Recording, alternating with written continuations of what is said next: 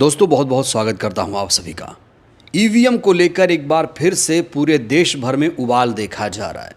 देश की जनता ballot paper से चुनाव करने की मांग कर रही है। खास तौर से सारी विपक्षी पार्टियां एक बार फिर से मैदान में आ गई हैं और एक सुर में कह दिया है कि अगला चुनाव तो बैलेट पेपर से ही होना चाहिए और इलेक्शन कमीशन पर इस समय गंभीर आरोप लगाए जा रहे हैं।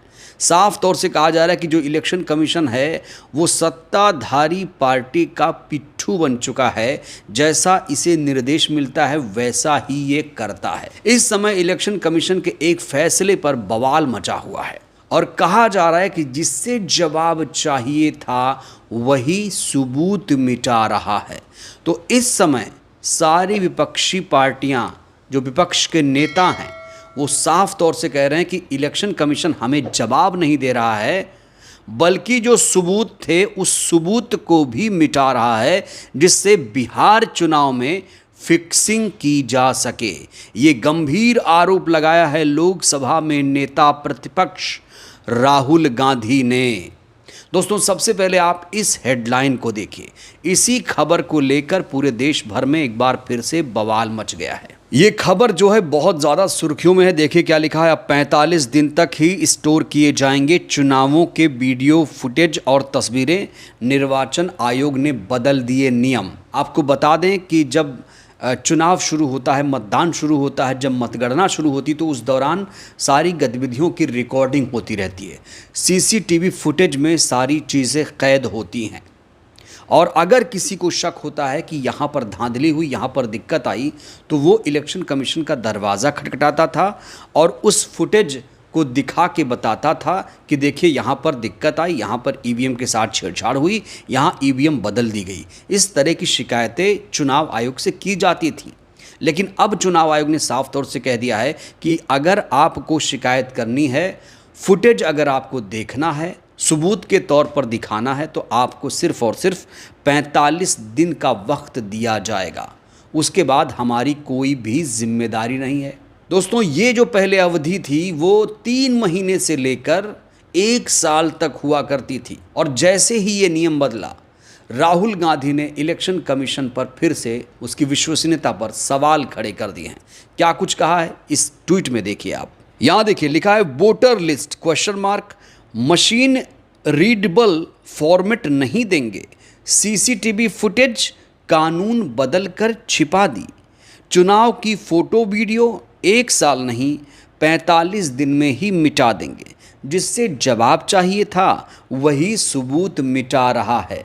यहाँ राहुल गांधी कह रहे हैं कि यही तो सबूत था जिसे दिखाकर हम बताते कि चुनाव कितना पारदर्शी हो रहा है। जब यही नहीं रहेगा तो हम क्या दिखाएंगे सबूत और कैसे जवाब मांगेंगे। आगे लिखा है साफ दिख रहा है मैच फिक्स है और फिक्स किया गया चुनाव लोकतंत्र के लिए जहर है। दोस्तों बिहार में विधानसभा का चुनाव आने वाला है और उसी को लेकर राहुल गांधी ने फिर से बड़ा आरोप लगा दिया। कहा कि जो बिहार चुनाव होने जा रहा है वो पहले से ही फिक्स कर दिया गया है। तो बड़ा सवाल ये है, क्या विपक्षी पार्टियां बिहार चुनाव का बहिष्कार करेंगी? क्योंकि दोस्तों देखने में ये लगातार आ रहा है कि चुनाव आयोग को लेकर ट्वीट किए जाते हैं, बयान जारी किए जाते हैं। क्योंकि दोस्तों देखने में ये लगातार आ रहा है कि विपक्षी पार्टियां खास तौर से जो बैलेट की बहाली की मांग कर रही हैं वो ट्विटर पर खूब लिख रही हैं, बयानबाजी भी खूब हो रही है, लेकिन धरातल पर ये लोग उतर नहीं पा रहे हैं। कोई भी नेता ईवीएम के खिलाफ सड़क पर क्या कभी उतरा? क्या कभी इन लोगों ने ईवीएम के खिलाफ कोई आंदोलन किया? हाँ, कुछ संगठन हैं जो बैलेट की बहाली को लेकर लगातार संघर्ष कर रहे हैं। जैसे इन्हें तो आप पहचानते होंगे, इनका नाम है महमूद प्राचा, सुप्रीम कोर्ट के एडवोकेट हैं। इन्होंने एक गंभीर आरोप लगा दिया। जो सत्ताधारी पार्टी है उसको लेकर जो आरोप लगाया है, ये आपको सुनना चाहिए कि किस तरीके से मशीन का दुरुपयोग सत्ताधारी पार्टियां कर रही हैं। आरोप क्या लगाया है जरा देखिए। कोई किसी गलतफहमी में ना रहे, चाहे इंडिया गठबंधन हो या कोई भी लोग हो। भारतीय जनता पार्टी की 240 सीटें सिर्फ इसलिए आई हैं कि ईवीएम का आंदोलन बहुत बड़े लेवल पे चल रहा था पूरे देश में। कोई किसी गलतफहमी में ना रहे। तो अधिकारियों के मन में फ्रॉड करते टाइम थोड़ा थोड़ा डर आया, इसलिए 240 सीटें आई हैं। नहीं तो 400 पार ही होती अगर ईवीएम का आंदोलन नहीं चल रहा होता और ये देश की जनता पूरी ईवीएम के खिलाफ ना होती तो 400 पार ही होती। तो अब चुनाव की पारदर्शिता के साथ साथ इलेक्शन कमीशन की साख पर भी सवाल खड़े किए जा रहे हैं।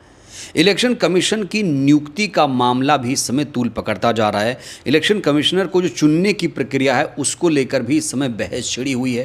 दोस्तों, आपको बताना चाहता हूं, जो इलेक्शन कमिश्नर अभी नियुक्त किए जाते हैं, जो उनके चुनने की प्रक्रिया है, उसमें भी कहा जा रहा है कि वो फेयर नहीं है, क्योंकि मोदी सरकार ने इसको चुनने के लिए 3 मेंबर की कमेटी बना दी है।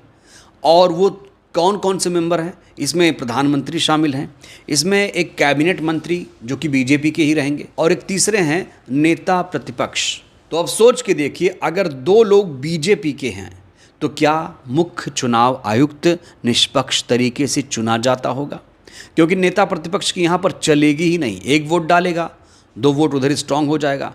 और इसीलिए कहा जा रहा है कि जो सत्ताधारी पार्टी है वो कहीं ना कहीं संविधान के भी धज्जियां उड़ा रही है। पहले दोस्तों इस कमेटी में सीजीआई हुआ करते थे, प्रधानमंत्री सीजीआई और लोकसभा में नेता प्रतिपक्ष। अगर ये लोग कमेटी में शामिल होते तो चुनाव आयुक्त निष्पक्ष तरीके से चुना जाता, लेकिन अब इसमें सीजीआई को हटा के कैबिनेट मंत्री को रख दिया है मोदी सरकार ने। इसलिए चुनाव आयुक्त की नियुक्ति पर भी सवाल खड़े हो रहे हैं।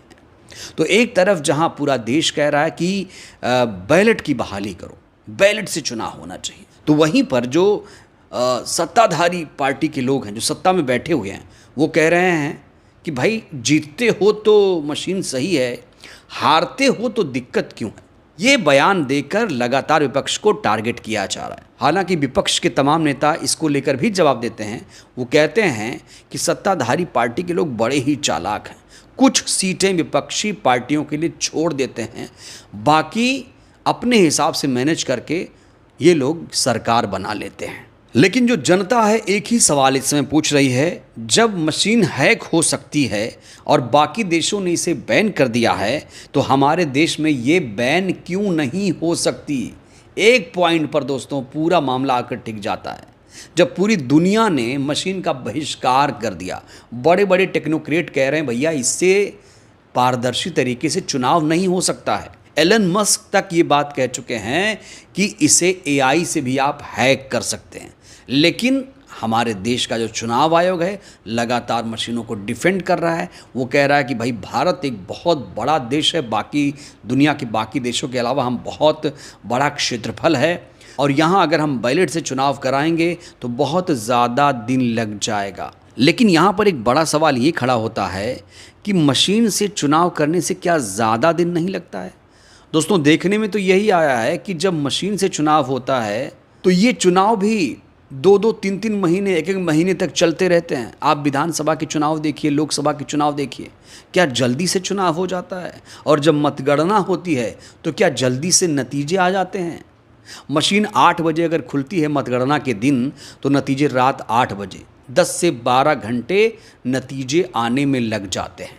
तो इस समय जो मशीन है सवालों के घेरे में है और जो इलेक्शन कमीशन है खास तौर से उसकी साख पर भी सवाल खड़े किए जा रहे हैं। चुनावों के फुटेज को लेकर, वीडियो को लेकर चुनाव आयोग ने जो भी फैसला लिया है उसका भी इस समय विरोध शुरू हो गया है। इस समय सोशल मीडिया पर भी लोग अपनी आवाज़ बुलंद कर रहे हैं। एक यूज़र लिखते हैं, जो जवाब दे हैं वही सबूत मिटा रहे हैं, यही राहुल गांधी की चिंता है। 1 साल की जगह सिर्फ 45 दिन सीसीटीवी फुटेज रखना = साक्ष्य मिटाने की छूट है। ये नियम नहीं, लोकतंत्र की नींव पर बड़ा हमला है। तो ये सिर्फ राहुल गांधी की ही चिंता नहीं है, विपक्ष की भी चिंता है। तमाम पार्टियां इसको लेकर आवाज़ बुलंद कर रही हैं। मैं किस किस नेता का नाम लूं? ऐसा कोई भी नेता विपक्ष में नहीं है जो बैलेट पेपर की बहाली की मांग नहीं कर रहा है। बड़ा सवाल, क्या सिर्फ एक्स पर लिखने से, बयान देने से बैलेट की बहाली हो जाएगी? इसको लेकर अदालत का दरवाज़ा क्यों नहीं खटखटाया जा रहा है? बड़े बड़े नेता क्यों बैठे हैं? जब चुनाव आएगा तो विश्वसनीयता पर सवाल खड़े किए जाएंगे, नतीजे को गलत बताएंगे, कहेंगे कि पारदर्शी तरीके से चुनाव नहीं हुआ। लेकिन अभी समय है, अक्टूबर में विधानसभा का चुनाव है बिहार में, अभी विपक्ष के पास बहुत समय है। विपक्ष को एक मोर्चा बनाना चाहिए अगर सीरियस है तो।